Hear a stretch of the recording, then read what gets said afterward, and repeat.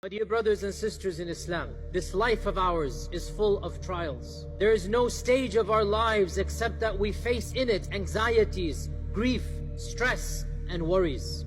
If you look at the life of our Prophet ﷺ, he faced far more powerful struggles than we did. His anxieties were far greater than anything we can imagine.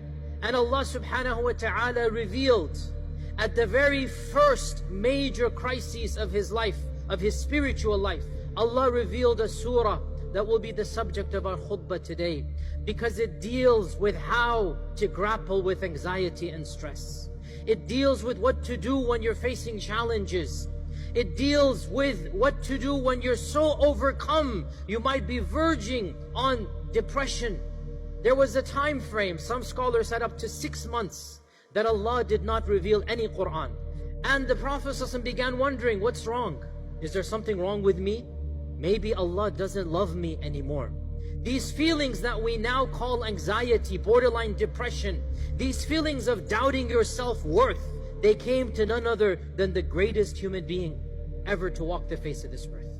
Then, at the very end of this time frame, Abu Lahab's wife taunted him and said, what's this? We haven't seen any Quran for so long. Maybe your shaitan has abandoned you. A'udhu billah, a'udhu billah. And this really hurt him, sallallahu alayhi wasallam. And he went home very depressed, anxious. And it was at that point in time that Allah revealed the surah that we all know. This beautiful surah, my dear brothers and sisters. It is one of the most powerful surahs in the Quran to battle issues of depression. وَالضُّحَى وَاللَّيْلِ إِذَا سَجَى. What does the dawn symbolize? The beginning of a new era. It is a new day. It is new opportunity. It is new hope. Yesterday is gone. Today is a new day. وَالضُّحَى. This is how Allah begins the surah. Don't look at the past. Look at the future.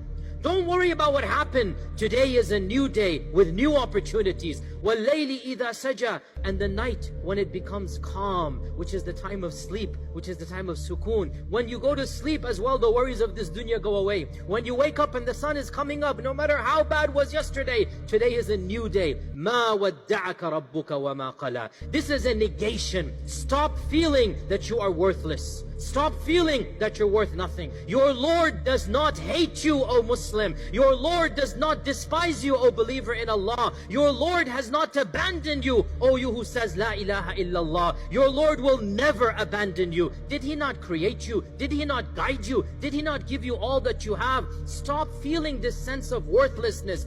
مَا وَدَّعَكَ رَبُّكَ مَا قَلَى وَلَلْآخِرَةُ خَيْرٌ لَكَ مِنَ الْأُولَى. Now this verse comes, and after getting rid of the negativity, it's substituted with positivity. Get rid of the negative feeling and think positive. The future will be better than the past. Life is tough. Wallahi, sometimes it is tough.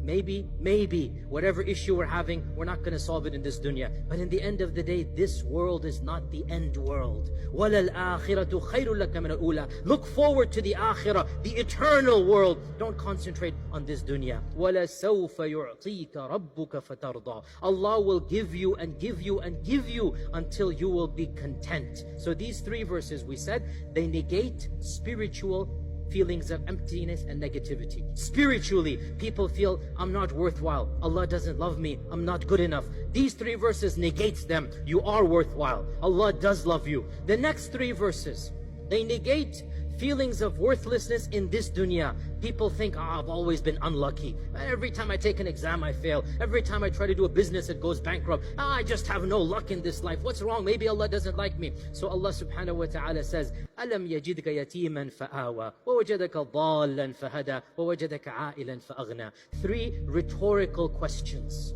So the rhetorical question, it jars you, it makes you alert. So Allah asks 3 rhetorical questions. Meaning, Ya Rasulullah, how could you think that Allah has abandoned you? How could you think that you are no one, you have no worth? Look at all the blessings Allah has given you. Then Allah mentions 3 blessings.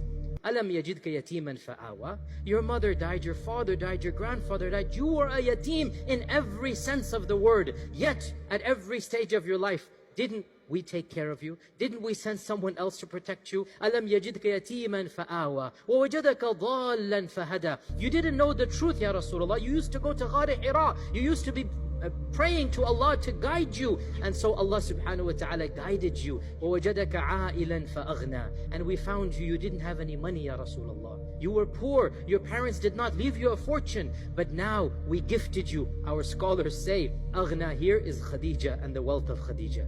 What is the purpose of these three verses, dear brothers and sisters? Anytime something negative faces you, anytime your business fails, anytime shaitan comes and throws a thought in your head, oh my God, I have no luck. Realize there are always positives in your life that you're overlooking at that stage. Shaitan has caused you to neglect some of the biggest blessings that Allah has given you, and you concentrate on the negative rather than the positive. So we learn from this, when feelings of worthlessness come, when feelings of despair come, don't look at the negatives, don't look at the failures. Remind yourselves of the positives. Okay, this didn't work out, but Allah blessed me with that. Always concentrate on the blessings and examine them rather than what you don't have. See, this society that we live in, this modern culture, it emphasizes what we don't have.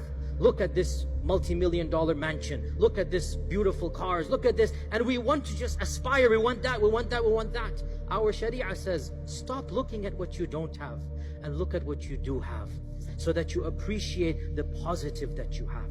Every one of us is blessed and fortunate in our own ways. It's just that we neglect and ignore our blessings and we concentrate on what we don't have. Then Allah subhanahu wa ta'ala tells us, فَأَمَّا الْيَتِيمَ فَلَا تَقْهَرْ وَأَمَّا السَّائِلَ فَلَا تَنْهَرْ وَأَمَّا بِنِعْمَةِ رَبِّكَ فَحَدِّثْ. فَأَمَّا, once you have a different frame of mind, don't just sit there and do nothing. Go and be proactive. Do something positive. Contribute to society. Don't just sit there and mill around and say, oh my God, life is tough. Okay, it might be tough. Maybe it is difficult. Okay, be optimistic. Change your paradigm. Change your frame of mind. And then go find a higher cause and go dedicate yourself to that cause.